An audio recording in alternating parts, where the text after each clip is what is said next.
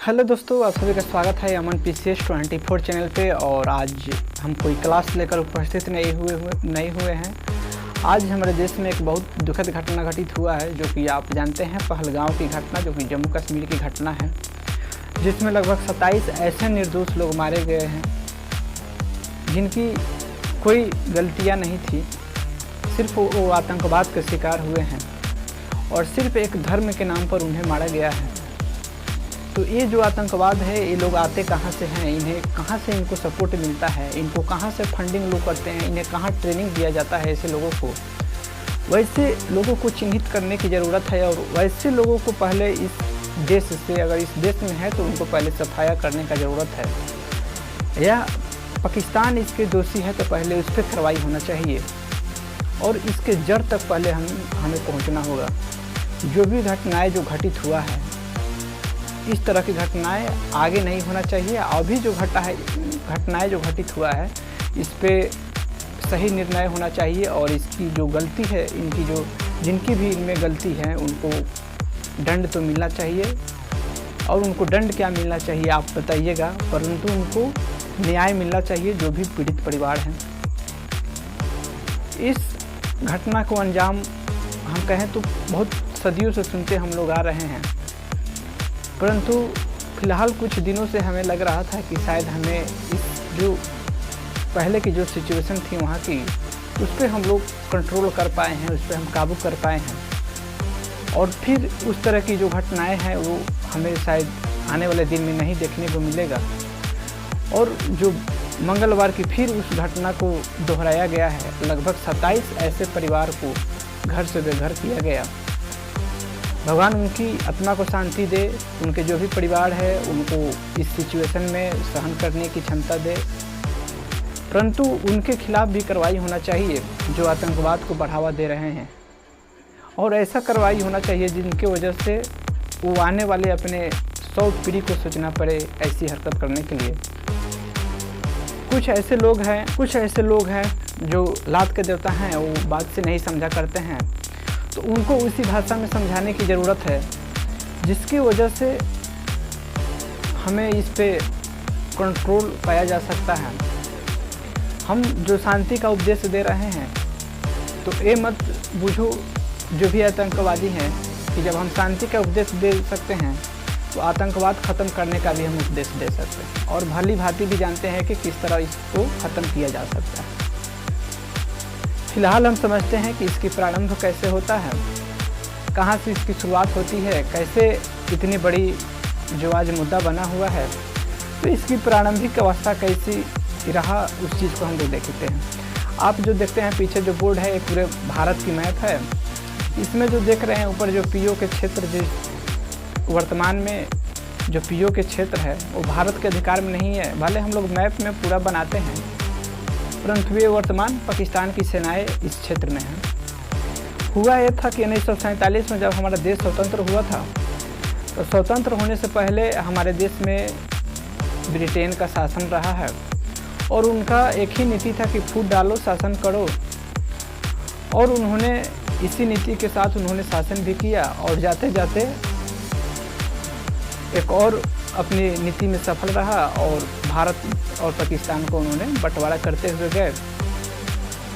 फिलहाल अगर उनको अलग होना था तो अलग हो गए, उनको अलग देश चाहिए था पाकिस्तान को, तो वो अपना ले लिए, अपने मजहब के नाम पर ले या अपनी जाति के नाम पर ले, जैसे भी हो, परंतु उन्हें शांति से रहना चाहिए। अपने क्षेत्र में शांति से अपने अर्थव्यवस्था को मजबूत करना चाहिए, या आप कह सकते हैं कि अपने देश में अपने वृद्धि को करना चाहिए।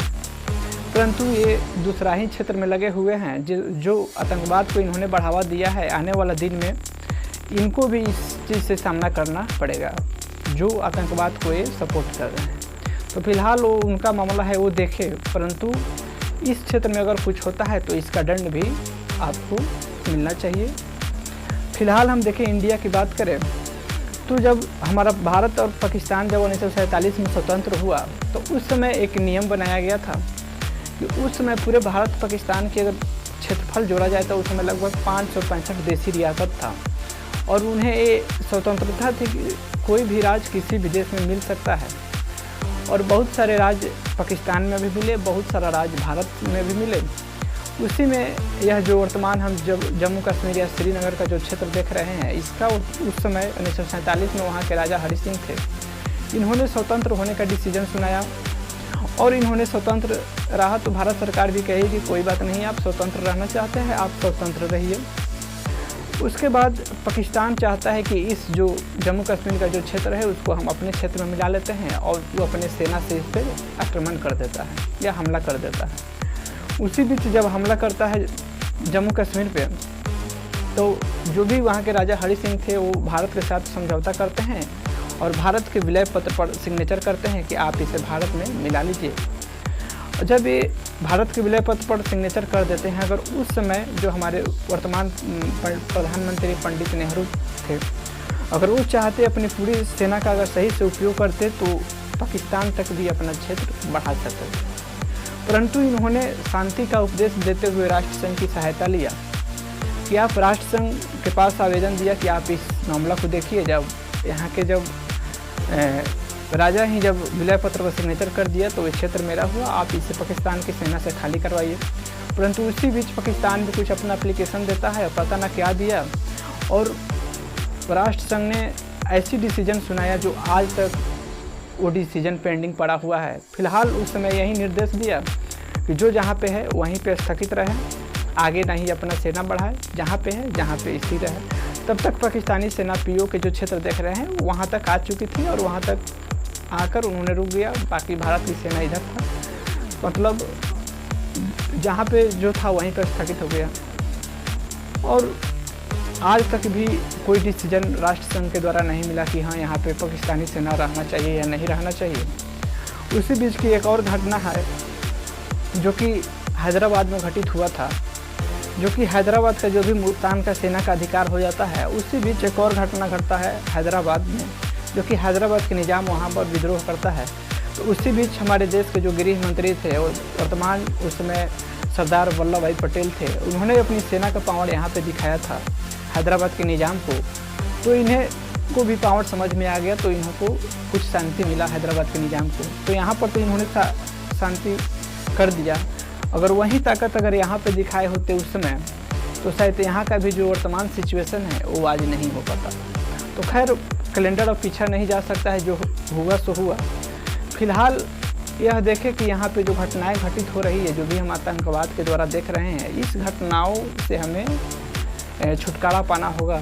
इसमें बहुत ऐसे लोग हैं जो आज 27 लोग मारे गए हैं, तो कल 27,000 लोग भी मारे जा सकते हैं या कल 27 लाख लोग मारे जा सकते हैं। तो पहले इस चीज़ को हमें ख़त्म करना पड़ेगा।